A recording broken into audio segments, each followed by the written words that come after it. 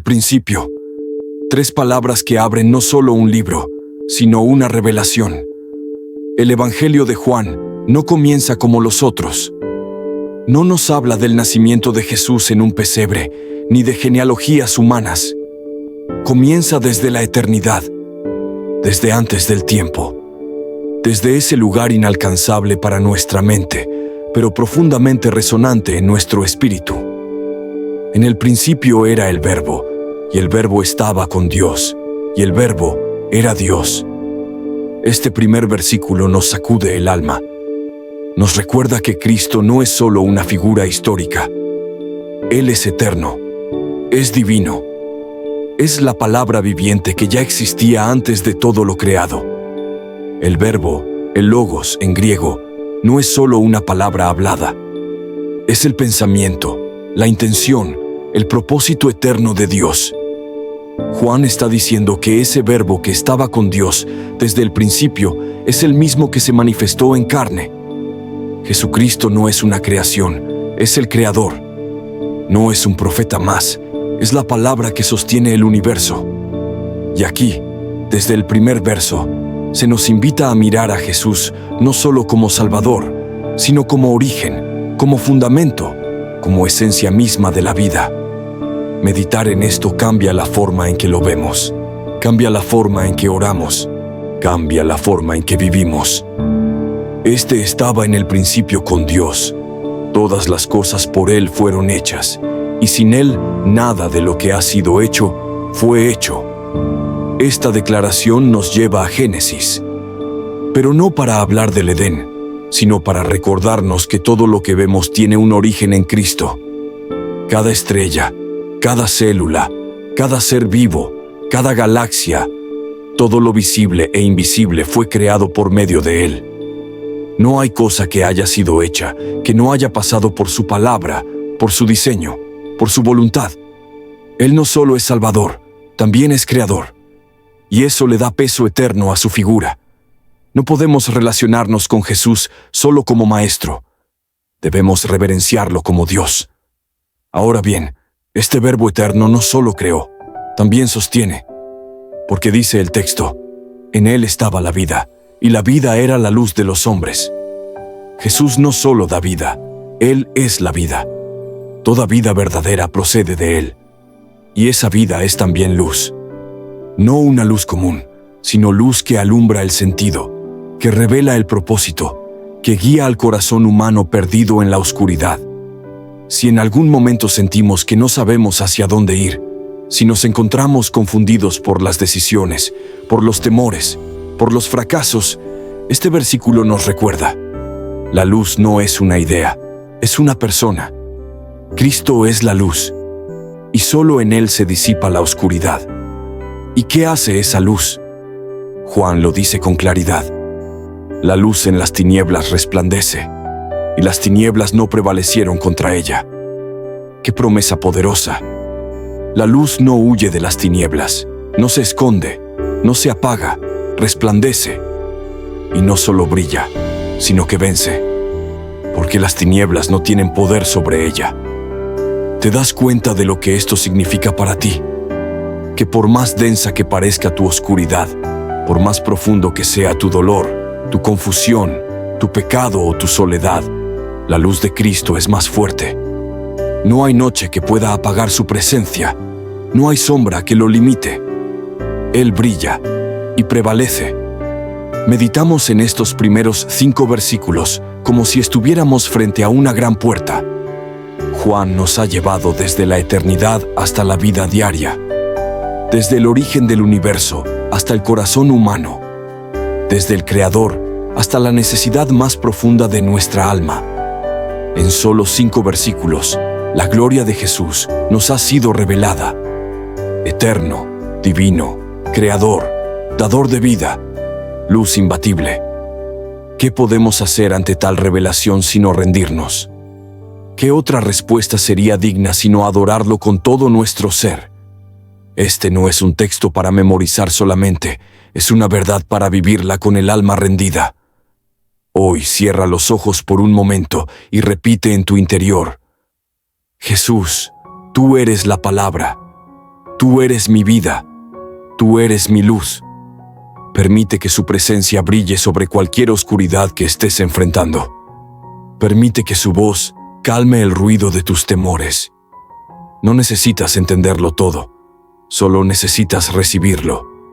El Evangelio de Juan comienza así, con majestad, con misterio, con poder, pero no para que nos alejemos confundidos, sino para que nos acerquemos maravillados. Porque el mismo Verbo eterno que creó el universo también quiere habitar en ti. Tras revelarnos que la luz resplandece en medio de las tinieblas, el Evangelio nos presenta a un hombre, Juan el Bautista, enviado por Dios. Y no fue un hombre cualquiera. Su nacimiento fue milagroso, su vida estaba consagrada desde antes de nacer. Pero su papel era claro, no era la luz, sino el testigo de la luz. Juan vino para preparar el camino, para señalar al Mesías, para que todos creyeran por medio de su testimonio. ¡Qué mensaje tan necesario! Aún en medio de la revelación divina, Dios elige a hombres y mujeres para dar testimonio de su luz. Hoy, tú y yo también hemos sido llamados a ese testimonio. Dice el versículo 9, aquella luz verdadera que alumbra a todo hombre, venía a este mundo. Este momento marca un punto de inflexión. El Logos eterno, la palabra viva, el Hijo glorioso, entra en el mundo. No como una idea, no como una fuerza abstracta, sino como una persona. Jesús es esa luz verdadera. No una entre muchas, no una opción más, sino la única luz que alumbra a todo hombre. Nadie queda fuera de su alcance. No hay cultura, nación, idioma ni condición que escape de su poder iluminador. Esta luz no discrimina, pero tampoco se impone. Viene con amor, con verdad, con gracia, y espera ser recibida. Pero Juan nos confronta con una triste realidad. En el mundo estaba, y el mundo por él fue hecho, pero el mundo no le conoció. ¡Qué ironía tan profunda! Aquel que formó cada rincón de la tierra camina por ella, y la tierra no lo reconoce. El Creador está entre sus criaturas, y ellas lo ignoran. Esta es la tragedia de la humanidad. La luz vino, pero muchos amaron más las tinieblas. El Hijo del Dios viviente habitó entre los suyos, pero sus propios no lo recibieron. ¿Por qué? Porque sus corazones estaban cerrados. Porque esperaban un Mesías que se ajustara a sus ideas. Porque preferían un libertador político antes que un salvador del alma. Y sin embargo, en medio de esta oscuridad, brilla una promesa que ha cambiado millones de vidas a lo largo de la historia.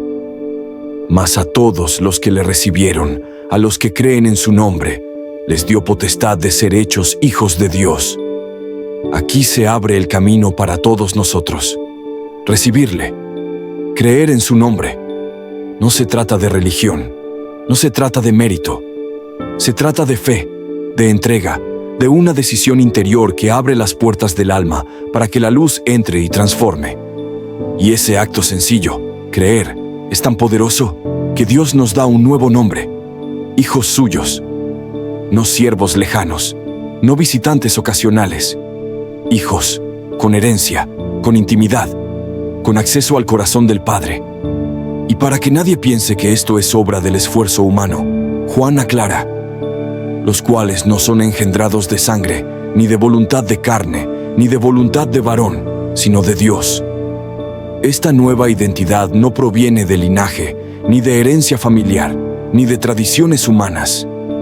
No es el resultado de la voluntad humana, sino del nuevo nacimiento que solo Dios puede dar. Ser hijo de Dios es un milagro espiritual. Es una regeneración que viene desde el cielo. Es un acto divino que transforma completamente el corazón. Cuando creemos en Jesús, algo en nuestro interior resucita. Pasamos de muerte a vida, de tinieblas a luz, de criaturas a hijos. Y eso lo cambia todo. Estos versículos nos invitan a examinar nuestra respuesta a la luz. ¿La hemos reconocido? ¿La hemos recibido? ¿O nos hemos acostumbrado a verla pasar sin detenernos en ella? La verdadera fe no consiste solo en saber que Jesús es el Hijo de Dios, sino en recibirlo como Señor, como Salvador, como vida.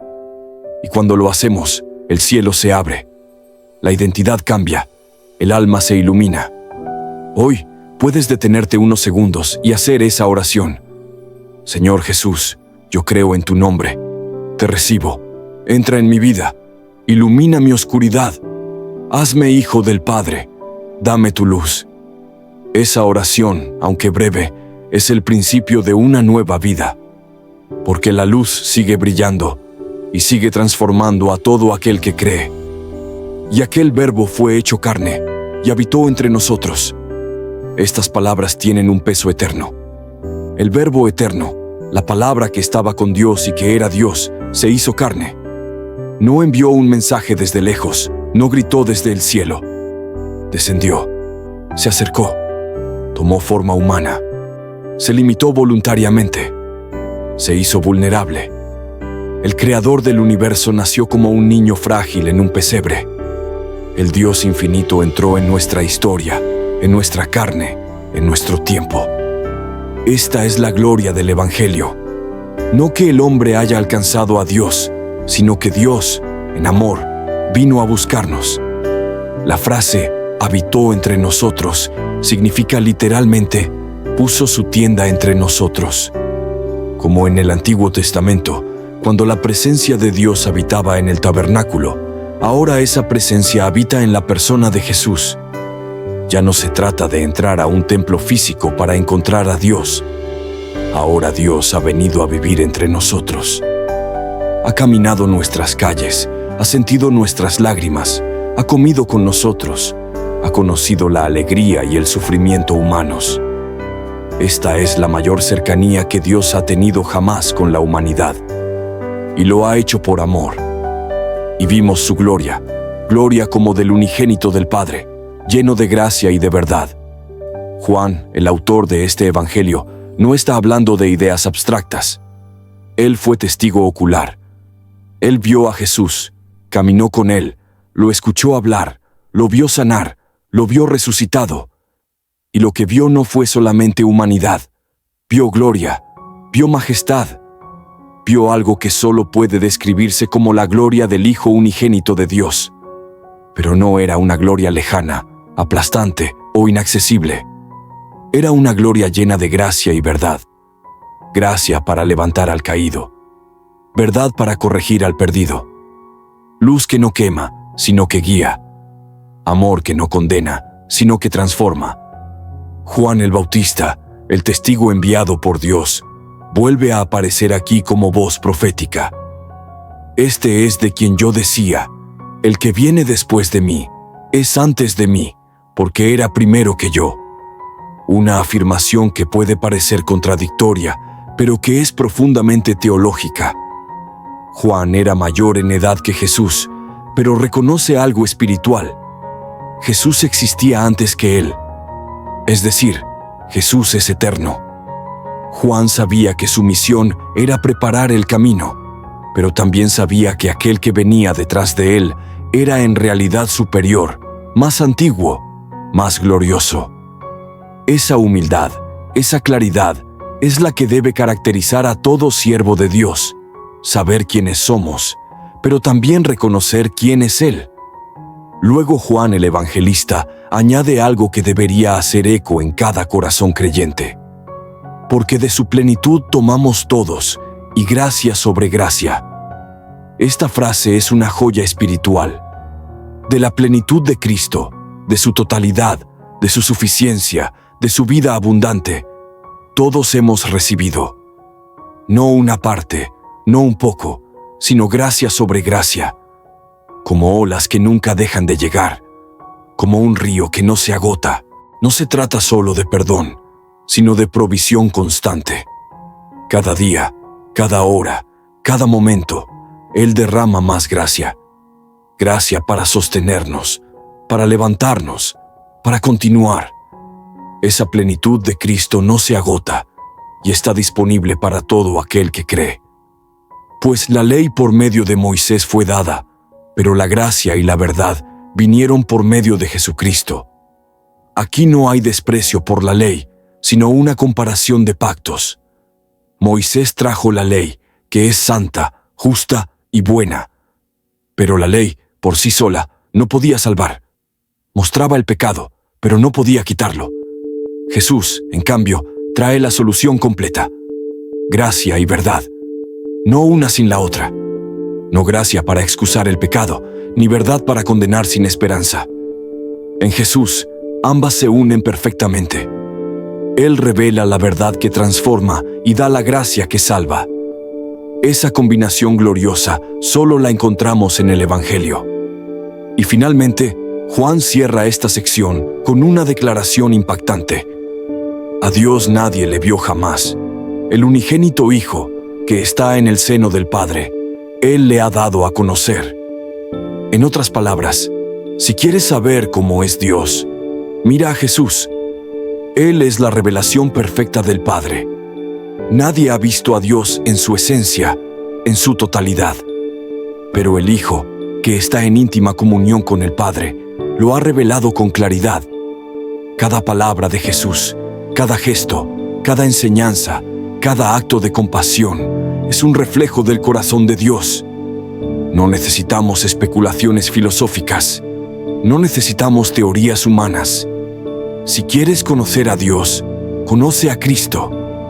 Hoy, mientras meditas en estos versículos, permite que esta verdad penetre en lo más profundo de tu ser. El Verbo se hizo carne.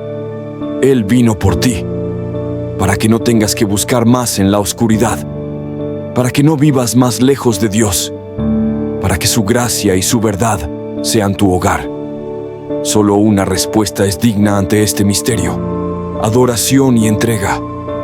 El Evangelio de Juan nos lleva ahora al testimonio público de Juan el Bautista, un momento cargado de tensión espiritual. Dice el versículo 19: Este es el testimonio de Juan, cuando los judíos enviaron de Jerusalén sacerdotes y levitas para que le preguntasen: ¿Tú, quién eres? La fama de Juan había crecido. Su mensaje no era cómodo. Su bautismo en el desierto, su apariencia, su autoridad sin título, todo llamaba la atención. Las autoridades religiosas no podían ignorarlo. Así que enviaron una delegación. Pero no fueron a aprender, fueron a cuestionar, a investigar, a controlar. Y la primera pregunta lo revela todo. ¿Tú quién eres? No preguntan por su mensaje, ni por su propósito. Preguntan por su identidad. Sospechan que él podría estar proclamándose Mesías. Y aquí es donde Juan el Bautista brilla con humildad y claridad espiritual. Confesó, y no negó, sino confesó: yo no soy el Cristo. ¡Qué grandeza en esa respuesta! En un mundo donde muchos buscan reconocimiento, donde el ego puede robar el foco del mensaje, Juan sabe perfectamente quién no es. Su ministerio no gira en torno a su nombre, ni a su imagen, ni a su gloria. Él está aquí para apuntar a otro. En tiempos donde el protagonismo abunda, esta respuesta es una lección para todos los que servimos a Dios. No somos el centro. No somos el Mesías. Solo somos voces que claman, lámparas que reflejan la luz. Ellos insistieron: ¿qué pues? ¿Eres tú Elías? Dijo: no soy. ¿Eres tú el profeta? Y respondió: no lo presionan con referencias del Antiguo Testamento. Algunos creían que Elías regresaría literalmente. Otros esperaban un profeta como Moisés. Juan responde con brevedad. No se deja atrapar por etiquetas. No busca aceptación. No permite que lo encasillen en expectativas humanas. Él solo quiere cumplir su propósito. Qué importante es saber quién eres y quién no eres. Juan no se deja confundir. Su identidad no está en los títulos, sino en la misión que Dios le dio. Finalmente le preguntan: ¿quién eres? Para que demos respuesta a los que nos enviaron. ¿Qué dices de ti mismo? Y entonces Juan declara con firmeza lo que sí es, citando Isaías 43. Yo soy la voz de uno que clama en el desierto. Enderezad el camino del Señor, como dijo el profeta Isaías. No dice, yo soy un gran profeta, ni soy alguien importante. Dice, soy una voz. Nada más, pero también nada menos. Una voz que no busca ser adorada, sino escuchada. Una voz que resuena en el desierto del alma humana, llamando al arrepentimiento, a la preparación, a la expectativa santa. Qué hermoso es cuando un siervo de Dios entiende su papel.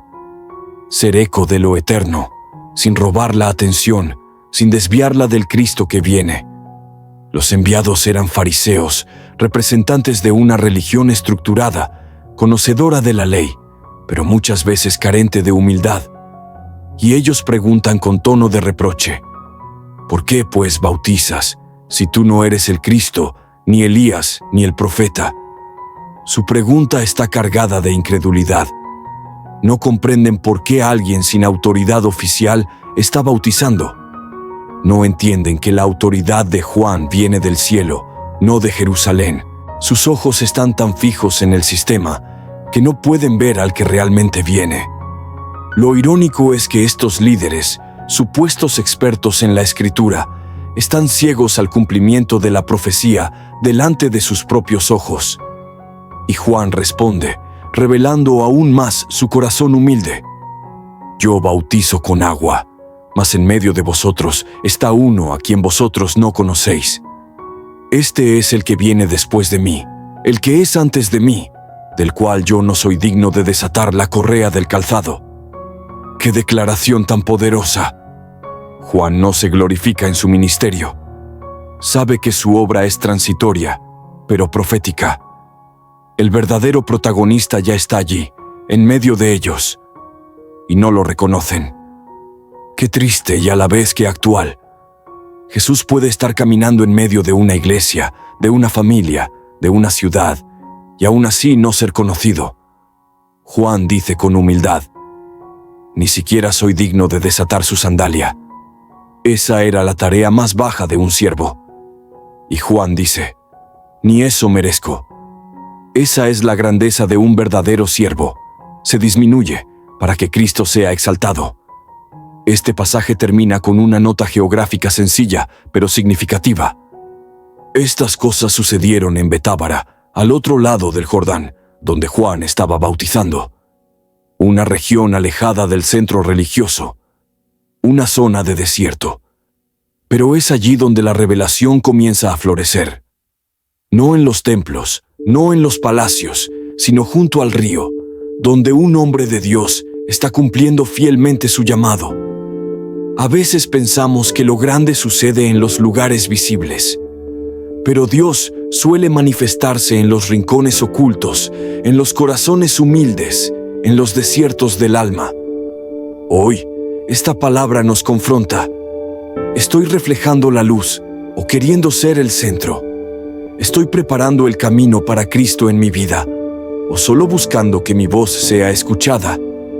¿Reconozco al Mesías cuando Él se presenta o me aferro a mis estructuras religiosas?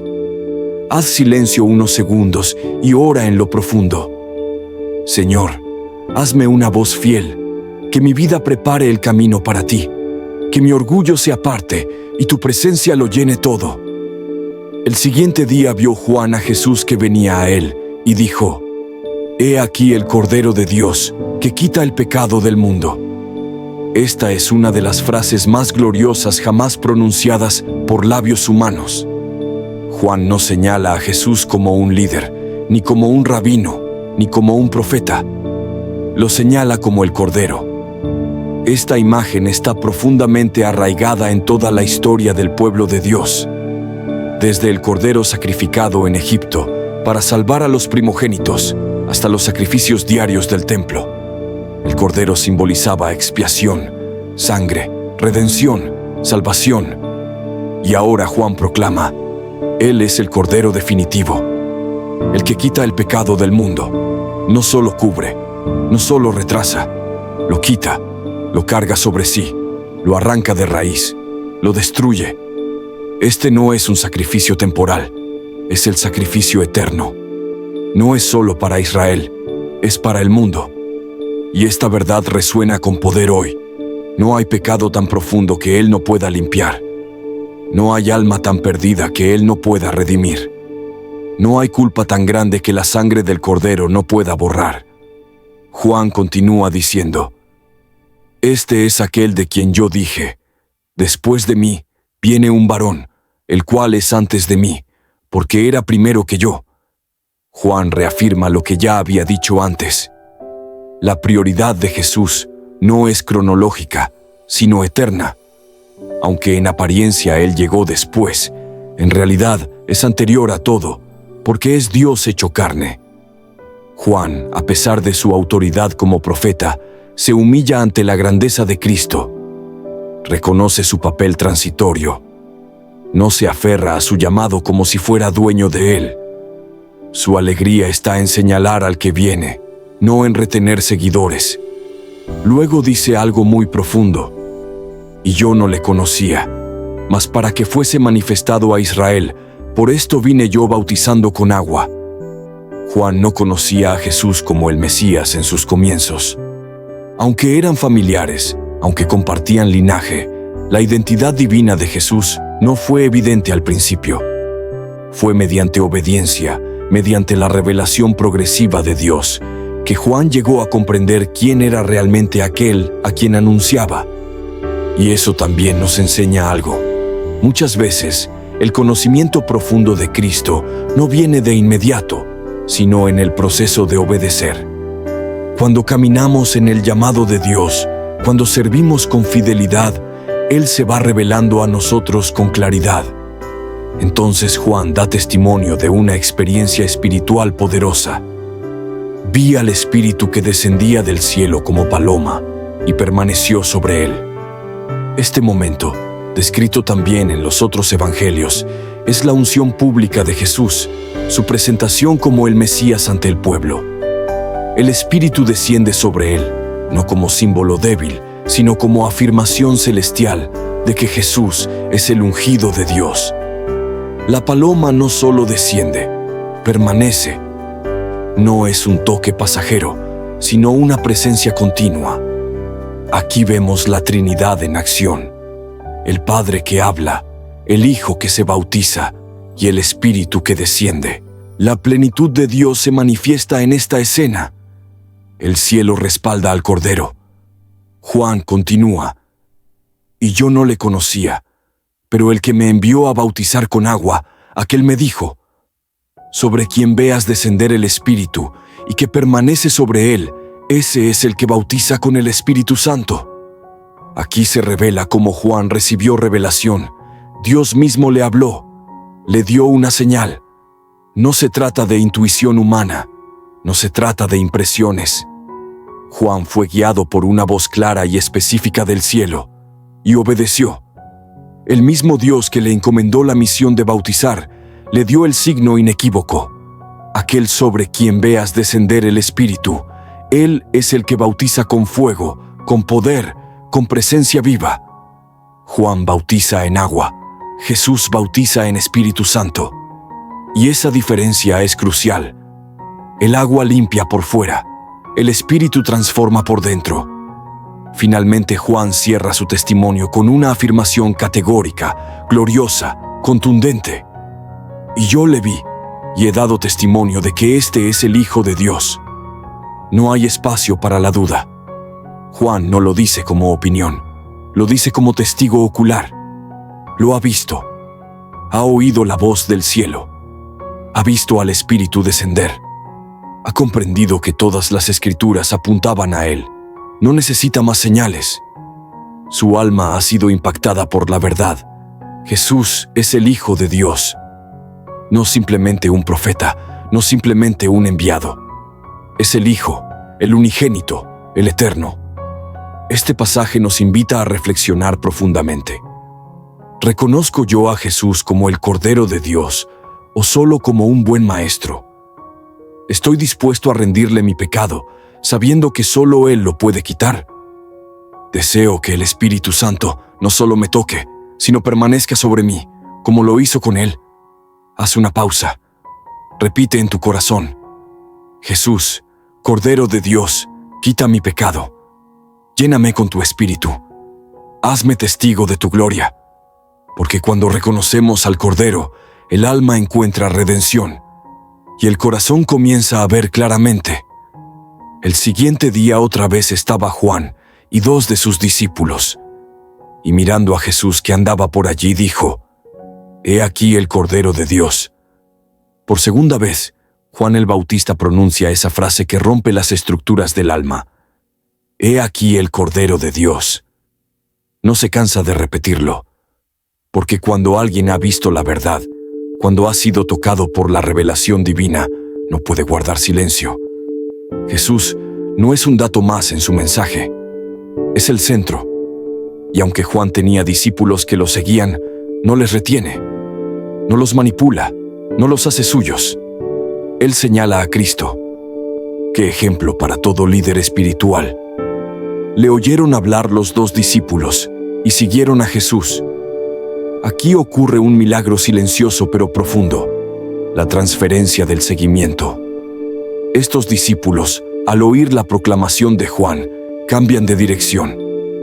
Dejan de seguir al profeta y empiezan a seguir al Cordero. Y esto no sucede por presión ni por obligación, sino por atracción espiritual. Hay algo en Jesús que los mueve, que los llama, que los invita.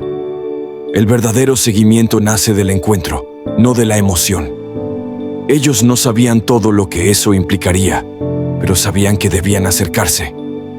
Y volviéndose Jesús y viendo que le seguían, les dijo: «¿Qué buscáis?». Qué pregunta tan directa y tan profunda. Jesús no pregunta quiénes son ni por qué me siguen, sino ¿qué buscáis? Esa es la pregunta que Él sigue haciendo hoy a todo corazón que se le acerca. ¿Qué estás buscando realmente? ¿Una solución rápida? ¿Un milagro? ¿Un consuelo pasajero?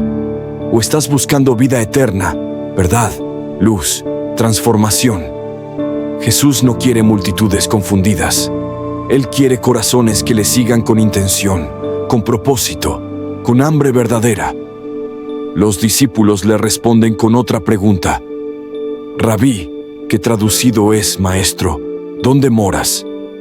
No están preguntando por una dirección geográfica. Están diciendo, en otras palabras, «Queremos estar contigo». Quieren más que una respuesta rápida. Quieren habitar donde Él habita. Quieren entrar en su mundo. Y lo llaman Rabí, reconociendo ya en Él una autoridad espiritual, aunque apenas están comenzando a conocerlo. Su corazón está dispuesto. Su alma tiene sed. Están diciendo: no queremos solo palabras, queremos presencia, queremos comunión, queremos intimidad. Y Jesús responde con una invitación que sigue resonando con fuerza hasta hoy: venid y ved. No les da una explicación teológica, no les ofrece un argumento intelectual. Les dice: venid, ved. Es una invitación a la experiencia, a la cercanía, a la observación directa. Jesús quiere que lo conozcamos en la vida diaria, no solo en teoría. Él no se impone, pero se revela. Aquel que quiere seguirle debe dar el paso. Jesús no rechaza a nadie que lo busque de corazón. Hoy, esa misma voz sigue diciendo: ven, acércate, mira, quédate conmigo. Fueron y vieron dónde moraba y se quedaron con él aquel día, porque era como la hora 10:00. ¡Qué detalle tan bello!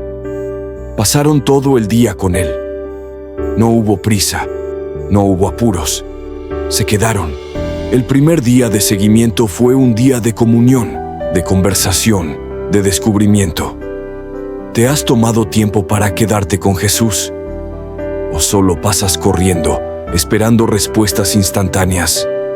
Ellos comenzaron su caminar en intimidad, no en acción.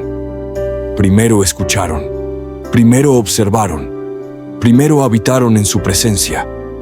Y luego viene uno de los frutos más naturales del encuentro con Cristo: el testimonio. Andrés, hermano de Simón Pedro, era uno de los 2 que habían oído a Juan y habían seguido a Jesús. Este halló primero a su hermano Simón y le dijo: hemos hallado al Mesías, que traducido es el Cristo. cuando alguien encuentra algo tan valioso como el Mesías, no puede callarlo. Lo primero que hace Andrés es ir por su hermano, no por ego ni por obligación, sino por amor. Porque lo más hermoso que puede pasarle a alguien que ama a otro es mostrarle el camino a Jesús. Andrés no sabía que su hermano Simón Pedro se convertiría en uno de los pilares de la iglesia, pero sabía que debía llevarlo a Cristo. A veces, nuestros pequeños actos de testimonio tienen un impacto eterno.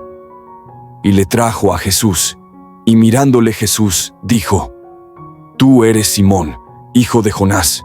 Tú serás llamado Cefas, que quiere decir Pedro. Este versículo es profundamente profético. Jesús no solo ve al hombre, ve su destino. No solo ve el nombre que le dieron sus padres, sino el nombre que Él le dará.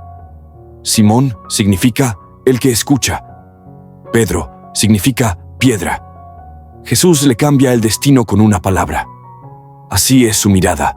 No condena el pasado, pero transforma el futuro. Él no te ve como eres hoy, te ve como serás en sus manos. Te ve como propósito, te ve como promesa. Hoy, al meditar en este pasaje, escucha estas 3 frases como si Jesús las dijera directamente a ti. ¿Qué buscas? Ven y ve. Tú serás llamado. Haz una pausa, respira hondo y di en oración: Jesús, quiero seguirte de verdad. Quiero quedarme contigo. Cambia mi nombre, transforma mi ser y úsame para llevar a otros hacia ti. El siguiente día quiso Jesús ir a Galilea y halló a Felipe y le dijo: Sígueme. No fue Felipe quien buscó a Jesús, fue Jesús quien lo halló. Esta es la iniciativa divina. Jesús no espera pasivamente que lo busquemos. Él sale al encuentro. Él camina hacia el corazón dispuesto. Y cuando lo encuentra, no da largos discursos. Simplemente dice: Sígueme. Una invitación sencilla, pero que lo cambia todo. Jesús no dice primero: entiende, ni corrige tu vida, ni haz méritos. Dice: sígueme. Porque el discipulado comienza con un paso de obediencia, no con una vida perfecta. Y Felipe era de Betsaida, la ciudad de Andrés y Pedro. Betsaida, un pequeño pueblo junto al lago. Nada impresionante, ningún templo famoso. Pero es allí donde Jesús llama a sus primeros discípulos. Elige lo ordinario para hacer lo extraordinario. Jesús no se deja llevar por la fama de los lugares, sino por la disposición de los corazones. En ese entorno humilde comienza una revolución eterna. Felipe halló a Natanael y le dijo: hemos hallado a aquel de quien escribió Moisés en la ley, así como los profetas, a Jesús, el hijo de José, de Nazaret.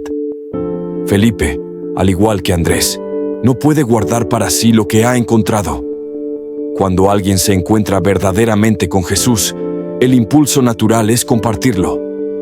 No puede evitar decirlo: lo hemos hallado. Pero fíjate que no dice: hemos hallado un maestro. Dice: aquel de quien escribió Moisés y los profetas. Felipe tenía hambre espiritual, conocía las Escrituras, esperaba al Mesías, y en Jesús lo ha reconocido.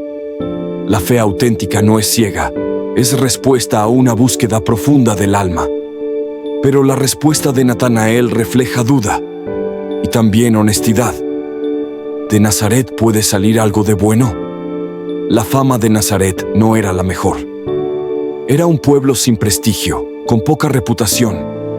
Natanael no lo dice por maldad, sino por escepticismo. Está buscando al Mesías, pero no cree que venga de un lugar como ese. Su mente religiosa no logra conectar una aldea humilde con la gloria profetizada. Y así pasa hoy con muchos. Esperan a Dios en lo espectacular y no lo ven en lo cotidiano. Esperan revelación en lo alto y no la ven en lo sencillo. Felipe, sin discutir, le dice una frase poderosa: ven y ve. La misma invitación que Jesús hizo antes. No trata de convencerlo con argumentos, no entra en debate. Solo le dice: acércate tú mismo. porque el encuentro con Jesús no se hereda, no se impone, no se explica solamente, se vive. Felipe entendió que una experiencia personal vale más que 1000 palabras. Y tú también puedes invitar así, sin presión, con ternura, sabiendo que cuando alguien ve de verdad a Cristo, no vuelve igual. Cuando Jesús vio a Natanael que se le acercaba, dijo de él: «He aquí un verdadero israelita, en quien no hay engaño». Jesús no solo lo ve físicamente, lo ve por dentro. Ve su corazón, su búsqueda sincera, su anhelo de verdad. Jesús conoce a los que le buscan con honestidad. No está ofendido por su duda, porque la duda sincera es parte del camino de la fe. Jesús honra la transparencia. Llama verdadero israelita a un hombre que acaba de cuestionarlo, porque su duda no era cínica, era real. Y Jesús responde a la autenticidad con revelación. Natanael le dijo: «¿De dónde me conoces?». Respondió Jesús y le dijo: «Antes que Felipe te llamara, cuando estabas debajo de la higuera, te vi». Esta frase rompe a Natanael por dentro. Jesús lo vio antes de ser visto. Lo conocía antes de ser buscado. Vio su intimidad, su momento de oración o meditación bajo la higuera. Nadie más lo sabía, pero Jesús sí. Eso es lo que transforma a Natanael. No solo el hecho de que Jesús sea el Mesías, sino que lo conocía personalmente. Él vio su corazón cuando nadie lo miraba. Y esa es una verdad eterna. Jesús te ve, te conoce. Conoce tus pensamientos más profundos, tus dudas más íntimas, tus oraciones más secretas. Y aún así, te llama. Respondió Natanael y le dijo: «Rabí, tú eres el Hijo de Dios, tú eres el Rey de Israel». ¡Qué transformación! El escéptico ahora adora. El que dudaba ahora confiesa. El que cuestionaba el origen de Jesús ahora reconoce su realeza divina. Todo por un momento de encuentro personal. Y así sucede aún hoy. Una palabra directa de Dios a nuestro corazón basta para romper toda barrera. Pero Jesús no se detiene ahí. Le dice: «Porque te dije, te vi debajo de la higuera, ¿crees? Cosas mayores que estas verás». El camino con Jesús siempre tiene más revelación, más gloria, más profundidad. El primer encuentro es solo el inicio. Él nos promete que veremos cosas mayores. Esta vida de fe no es estática, es crecimiento constante. Hoy nos asombra una palabra, mañana veremos su poder actuando con más claridad. Y Jesús concluye con una revelación profética impresionante. De cierto os digo, de aquí en adelante veréis el cielo abierto y a los ángeles de Dios que suben y descienden sobre el Hijo del Hombre. Esta imagen remite al sueño de Jacob cuando vio la escalera al cielo. Ahora, esa escalera es Cristo. Él es el puente entre el cielo y la tierra. Él es la conexión entre Dios y los hombres. Él es el acceso al trono celestial. En Él, el cielo no está cerrado, está abierto. Y si crees en Él, puedes vivir en esa realidad, que el cielo no está lejano, está presente, que los ángeles ministran, que el reino de Dios se manifiesta a través de Jesús. Hoy, haz silencio y escucha como si Jesús te dijera a ti: «Te vi, te conozco, sígueme, verás cosas mayores». 3 días después se celebró una boda en Caná de Galilea y la madre de Jesús estaba allí. Un detalle simple, pero lleno de significado. Una boda, un momento de alegría, de comunidad, de unión. Jesús no se aleja de los momentos humanos, no se refugia en una cueva de misticismo. Está presente donde hay vida, en los hogares, en los vínculos, en las celebraciones cotidianas. Él se encarna no solo en el templo o en los sermones, sino también en los momentos sencillos y ordinarios. Caná no era una gran ciudad, era un pueblo pequeño, sin renombre, pero Jesús escoge manifestarse allí por primera vez. Y también fueron invitados a la boda Jesús y sus discípulos. ¡Qué hermoso! Jesús es invitado. No entra por la fuerza, es deseado. Participa. Está cerca. Está Jesús invitado a nuestras celebraciones. Está presente en nuestros matrimonios, en nuestras decisiones, en nuestras mesas. La presencia de Cristo no interrumpe la alegría humana, la santifica, la eleva, la transforma. Y faltó el vino. Aquí surge el conflicto, una falta inesperada. En aquella cultura, que el vino se agotara en una boda era un signo de vergüenza, de descuido, casi de desgracia social. Lo que era una celebración corre el riesgo de convertirse en humillación. Y esto es una imagen profunda de la vida. Todo parece ir bien, hasta que algo esencial falta. El gozo se acaba, la provisión no alcanza, el vino se termina. Y cuando eso ocurre, necesitamos intervención divina. Entonces la madre de Jesús le dijo, «No tienen vino». María no le da instrucciones, solo le presenta la necesidad. Su intercesión es sutil, confiada. Sabe a quién acudir, no exige, no manipula, solo señala la carencia y confía. Este versículo nos enseña a orar con fe sencilla. Señor, no hay vino. Es decir, Señor, me falta alegría. Señor, se agotó mi fuerza. Señor, la situación está vacía. Y confiar en que Él sabrá qué hacer. Jesús le dijo, ¿qué tiene que ver esto conmigo, mujer? Aún no ha llegado mi hora. Estas palabras suenan duras a nuestros oídos modernos, pero no son deshonrosas. Mujer era una forma respetuosa, aunque distante. Jesús está marcando un momento. Su misión no depende del tiempo humano, sino del plan del Padre. Sin embargo, aunque dice que su hora no ha llegado, actúa igualmente. Porque la compasión y la obediencia pueden converger. Porque el corazón de Jesús es movido por la necesidad y por la fe. Su madre dijo a los que servían, «Haced todo lo que Él os diga». Este es uno de los mejores consejos espirituales de toda la Biblia. María no discute con Jesús, no lo presiona, solo prepara el ambiente de obediencia. Ella sabe que el milagro no ocurre por emoción, sino por sumisión. Haced todo lo que Él os diga, incluso si no entiendes, incluso si parece extraño, incluso si no ves lógica. Obedece. Allí, en la obediencia silenciosa, nace el milagro. Y estaban allí 6 tinajas de piedra para agua, conforme al rito de la purificación de los judíos, en cada una de las cuales cabían 2 o 3 cántaros. Estas tinajas no eran para vino, eran para agua de purificación. Frías, rituales, parte de la religiosidad externa. Pero Jesús está a punto de llenarlas de algo nuevo. Esta imagen es profunda. Lo que antes servía para limpiar por fuera, ahora será instrumento de gozo interno. La religión vacía será llena de vino nuevo. Cristo no destruye lo viejo, lo transforma. Jesús les dijo, «Llenad estas tinajas de agua», y las llenaron hasta arriba. Qué acto tan sencillo, pero tan importante. Obedecer instrucciones simples es a veces la clave para ver la gloria.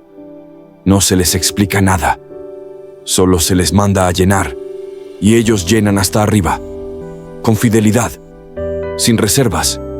El milagro comienza en lo ordinario, en lo aparentemente inútil, en el agua cotidiana, cuando se entrega completamente al Maestro. Entonces les dijo, «Sacad ahora y llevadlo al maestro Sala», y se lo llevaron. Obediencia sin entender. Sacar agua y llevarla como si fuera vino. Suena absurdo, pero allí es donde se manifiesta la fe práctica. Ellos no saben cuándo ocurrió el milagro, solo obedecen. Y así ocurre también en nuestra vida. El milagro sucede en el camino. No siempre sentimos el momento exacto en que todo cambia. Solo lo vemos cuando obedecemos y damos el paso. Cuando el maestro Sala probó el agua hecha vino, sin saber él de dónde era, aunque lo sabían los sirvientes que habían sacado el agua, llamó al esposo y le dijo, «Todo hombre sirve primero el buen vino, y cuando ya han bebido mucho, entonces el inferior. Mas tú has reservado el buen vino hasta ahora. ¡Qué declaración tan simbólica! El vino de Jesús no solo es suficiente, es mejor. Él transforma la escasez en abundancia y lo ordinario en excelencia.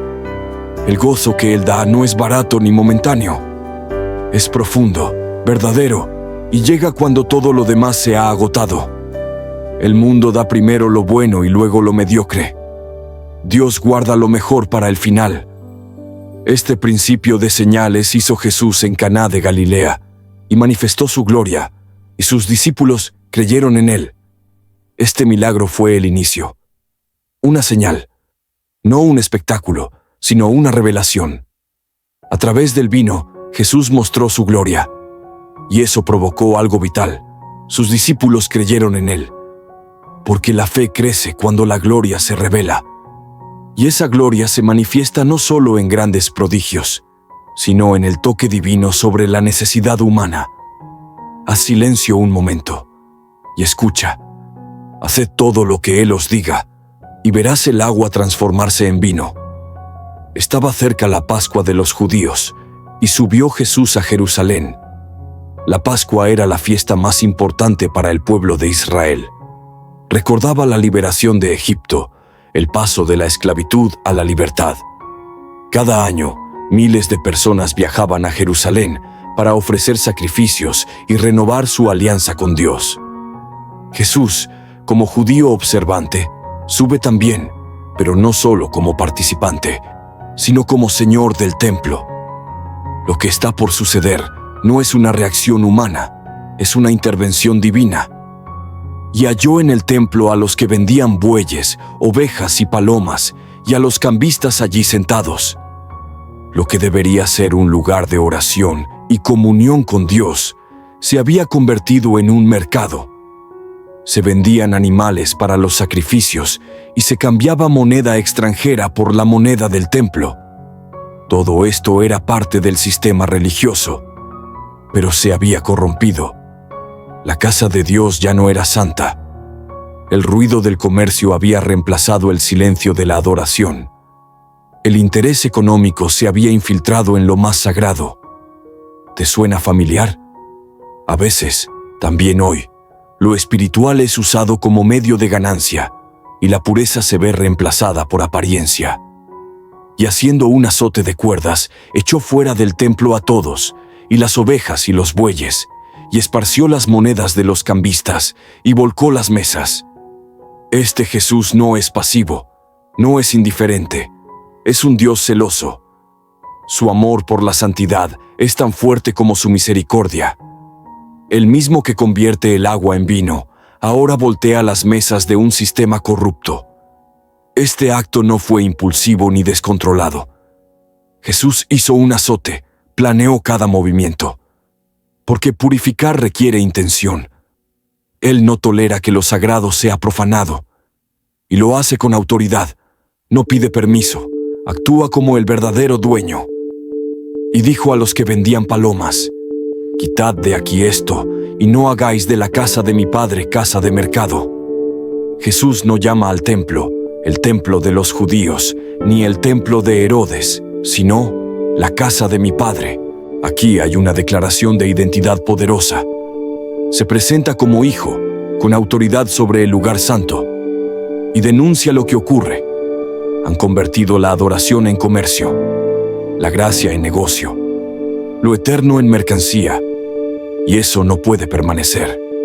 Hoy, esta palabra nos confronta.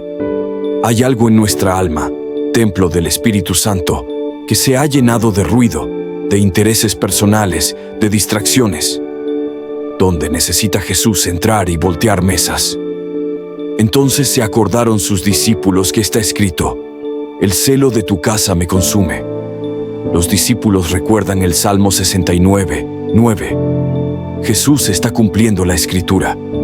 Su celo no es ira ciega, es pasión santa, un fuego interior por lo puro, por lo verdadero, por la gloria del Padre. Él no solo reacciona ante el pecado, lo combate, porque ama profundamente la santidad. Y ese celo debe consumirnos también. No para juzgar a otros, sino para permitir que Jesús purifique nuestro interior. Porque a veces hay cosas instaladas en nosotros que Él necesita volcar. Costumbres, pensamientos, hábitos, que están comerciando con lo sagrado. Y los judíos respondieron y le dijeron: ¿qué señal nos muestras, ya que haces esto? Aquí vemos lo irónico. En lugar de caer de rodillas y decir: Señor, purifica nuestro corazón, le piden una señal. Quieren una justificación, un milagro, un argumento. Su corazón está endurecido. No reconocen su propia corrupción. Jesús ha tocado algo incómodo, el centro del poder religioso. Y en lugar de arrepentimiento, hay resistencia. Nos parecemos a ellos. Le pedimos a Dios señales cuando Él ya ha hablado claramente a nuestra conciencia. Respondió Jesús y les dijo: destruid este templo, y en 3 días lo levantaré. Estas palabras son enigmáticas, pero poderosas. Jesús habla en otro nivel. No se refiere al templo de piedra, sino a su cuerpo. Está anunciando su muerte y resurrección, aunque nadie lo entienda en ese momento. Él es el verdadero templo. Él es el lugar donde Dios habita, donde el cielo y la tierra se conectan.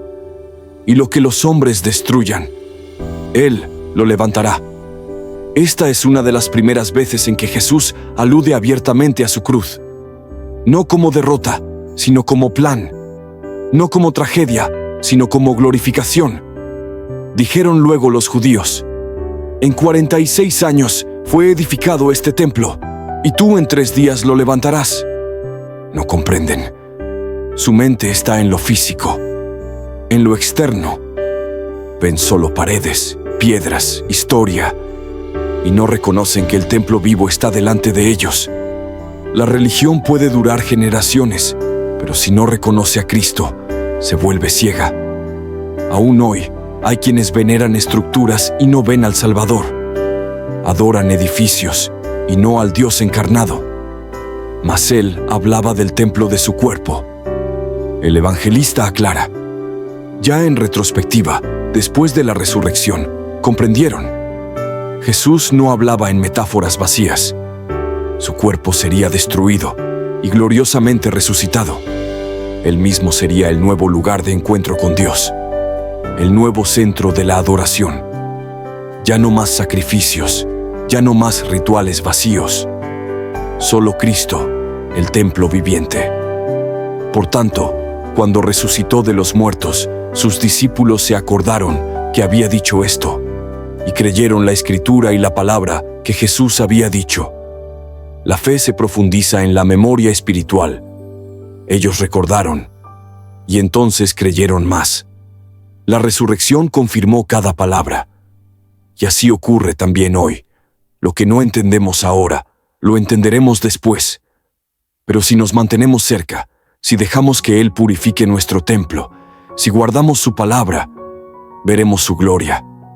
Haz una pausa ahora y di con sinceridad: Señor, entra en mi templo, vuelca mis mesas, purifica mi alma, que seas tú el centro de todo.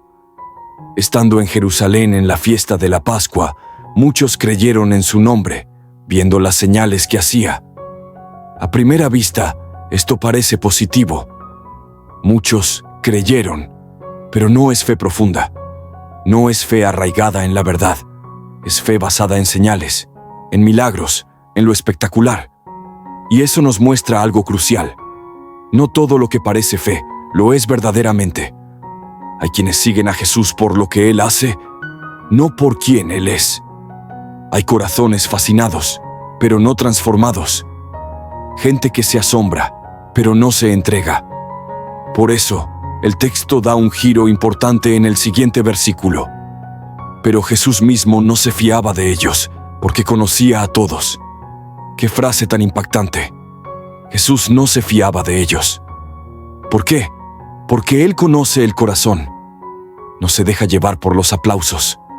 No se impresiona con multitudes. Ve más allá de la apariencia. Su discernimiento es perfecto.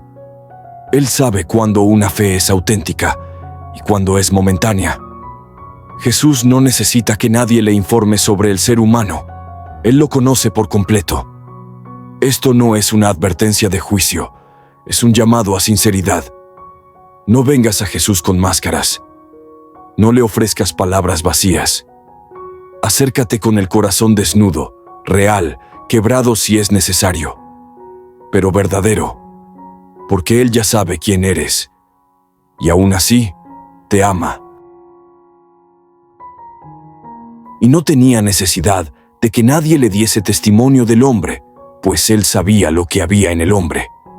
Esto cierra el capítulo con fuerza. Jesús conoce lo que hay en ti, tus intenciones, tus temores, tus luchas, tus búsquedas. Él no necesita que le expliques nada. Lo ve todo. Y lo más hermoso es esto. A pesar de conocer lo peor de ti, te llama. A pesar de saber tus dudas, te invita. A pesar de ver tus caídas, te extiende la mano.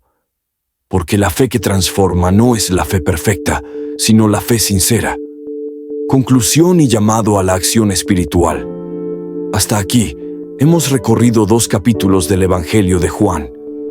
Hemos visto a Jesús como el Verbo eterno, el Cordero de Dios, el que bautiza con el Espíritu Santo, el que ve bajo la higuera, el que convierte el agua en vino, el que purifica el templo, el que conoce lo profundo del corazón humano. Y ante todo esto, la pregunta ya no es solo, ¿quién es Jesús? La pregunta ahora es, ¿qué harás tú con esta revelación? Porque este Jesús que hemos conocido, te conoce. Este Cristo que llama discípulos, te llama a ti. Este Señor que transforma bodas, quiere transformar tu casa. Este Hijo que purifica templos, quiere purificar tu alma. Hoy es tiempo de responder. Si has estado buscándolo, ven y ve. Si has estado luchando con dudas, Él te vio debajo de la higuera. Si has vivido una fe superficial, deja que Él profundice tu corazón. Si tu templo interior está lleno de ruido, déjalo volcar las mesas. No hay nada oculto para Él, y aún así, te ama con amor eterno.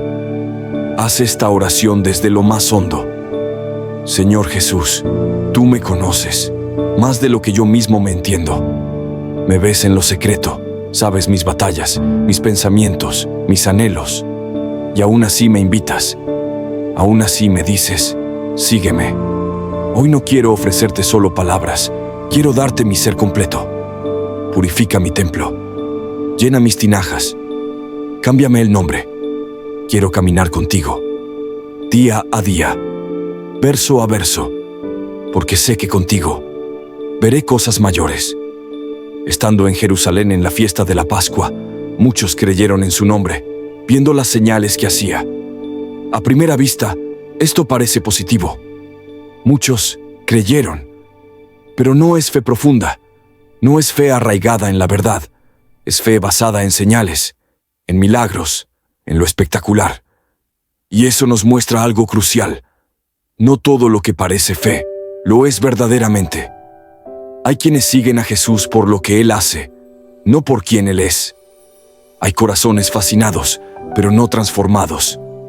Gente que se asombra, pero no se entrega. Por eso, el texto da un giro importante en el siguiente versículo. Pero Jesús mismo no se fiaba de ellos, porque conocía a todos. ¡Qué frase tan impactante! Jesús no se fiaba de ellos. ¿Por qué? Porque Él conoce el corazón. No se deja llevar por los aplausos. No se impresiona con multitudes. Ve más allá de la apariencia. Su discernimiento es perfecto.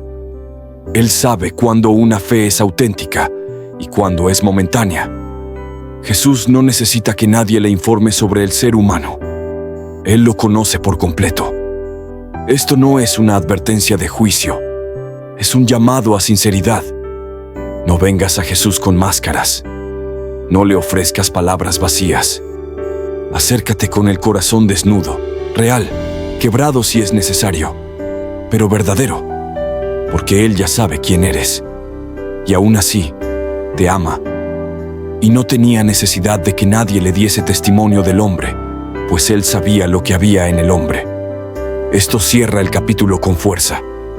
Jesús conoce lo que hay en ti, tus intenciones, tus temores, tus luchas, tus búsquedas. Él no necesita que le expliques nada. Lo ve todo. Y lo más hermoso es esto: a pesar de conocer lo peor de ti, te llama. A pesar de saber tus dudas, te invita. A pesar de ver tus caídas, te extiende la mano. Porque la fe que transforma no es la fe perfecta, sino la fe sincera. Hasta aquí, hemos recorrido 2 capítulos del Evangelio de Juan. Hemos visto a Jesús como el Verbo eterno, el Cordero de Dios, el que bautiza con el Espíritu Santo, el que ve bajo la higuera, el que convierte el agua en vino, el que purifica el templo, el que conoce lo profundo del corazón humano. Y ante todo esto, la pregunta ya no es solo ¿quién es Jesús? La pregunta ahora es ¿qué harás tú con esta revelación? Porque este Jesús que hemos conocido, te conoce. Este Cristo que llama discípulos, te llama a ti. Este Señor que transforma bodas, quiere transformar tu casa. Este Hijo que purifica templos, quiere purificar tu alma. Hoy es tiempo de responder. Si has estado buscándolo, ven y ve. Si has estado luchando con dudas, Él te vio debajo de la higuera. Si has vivido una fe superficial, deja que Él profundice tu corazón. Si tu templo interior está lleno de ruido, déjalo volcar las mesas. No hay nada oculto para Él, y aún así, te ama con amor eterno. Haz esta oración desde lo más hondo. Señor Jesús, tú me conoces, más de lo que yo mismo me entiendo. Me ves en lo secreto, sabes mis batallas, mis pensamientos, mis anhelos, y aún así me invitas.